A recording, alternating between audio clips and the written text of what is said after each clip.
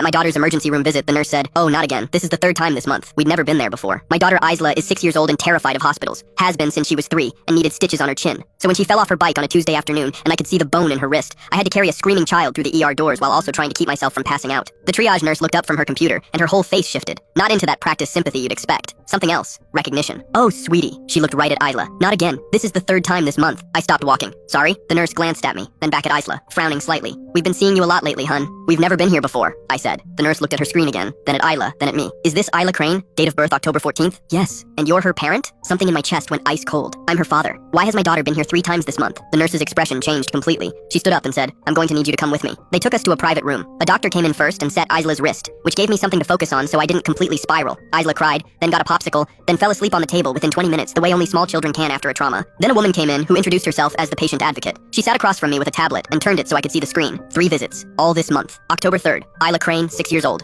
Burn on left forearm. Treated and released. Guardian listed, Elizabeth Crane. October 11th, Isla Crane. Bruised ribs, treated and released. Guardian listed, Elizabeth Crane. October 19th, today, fractured wrist. Guardian listed, me, her father. Elizabeth Crane is my ex-wife. We share custody. Isla's with her every other week. This was her week. She'd called me at 2 p.m. saying Isla had fallen off her bike in front of her house, that she was bringing her to me, and that everything was fine. I'd met her at the corner of my block, taken one look at Isla's wrist, and driven straight here. She hadn't mentioned the ER. She hadn't mentioned the last 2 visits either. I sat in that room and tried to breathe while the patient advocate explained that the prior visits had triggered a flag in the system. The burn had initially been documented as a cooking accident. The ribs as a playground fall. Both times, Elizabeth had brought her in, signed the paperwork, and taken her home. Neither time had she told me. Per our custody agreement, any medical visit required notification to both parents within 2 hours. "Has your daughter said anything to you?" the advocate asked. I thought about the last few weeks. Isla had been quieter than usual, clingy when I dropped her off at Elizabeth's. She'd asked me once, almost casually, whether it hurt to grow up. I'd laughed and said sometimes I hadn't pressed her. I should've.